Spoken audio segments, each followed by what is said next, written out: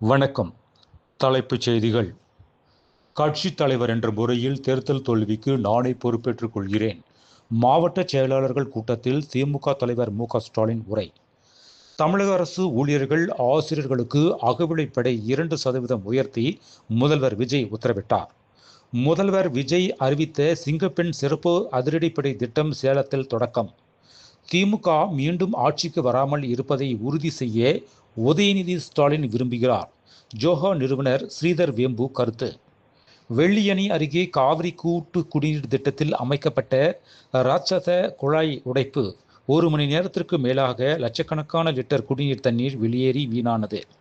எதிர்க்கட்சி தலைவர் உதயநிதி ஸ்டாலின் தனது உரையில் சனாதனம் ஒழிக என கூறியுள்ளது வரவேற்கத்தக்கது. திருச்சி விமான நிலையத்தில் காங்கிரஸ் எம்பி கிறிஸ்டோபர் திலக் பேட்டி. அதிகாரத்துடன் ஆட்டம் போட்ட 15 அமைச்சர்களில் தோல்வியை பார்த்த பிறகும் திமுக பாடம் கற்றுக்கொள்ளவில்லை. எதிர்க்கட்சித் தலைவர் உதயநிதி ஸ்டாலினுக்கு தமிழக முதல்வர் விஜய் பதிலடி. தமிழகம் முழுவதும் உள்ள மதுபான சில்லறை விற்பனை கடைகளில் கூடுதல் விலைக்கு மது விற்றால் ஒழுங்கு நடவடிக்கை எடுக்கப்படும். டாஸ்மாக் மேலாண் இயக்குனர் எச்சரிக்கை. மகளிர் உரிமை தொகையாக ரூபாய் 2500 தருவோம் என சொல்லிவிட்டு ரூபாய் 1000ற்கே இழுத்து அடிப்பதா தமிழக முதல்வர் விஜய்க்கு திமுக தலைவர் மு.க.ஸ்டாலின் கேள்வி.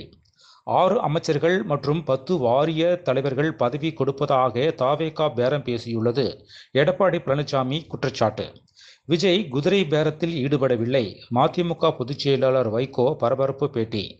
பருத்திக்கான இறக்குமதி வரியை ரத்து செய்ய கோரி பிரதமர் மோடிக்கு முதல்வர் விஜய் கடிதம்.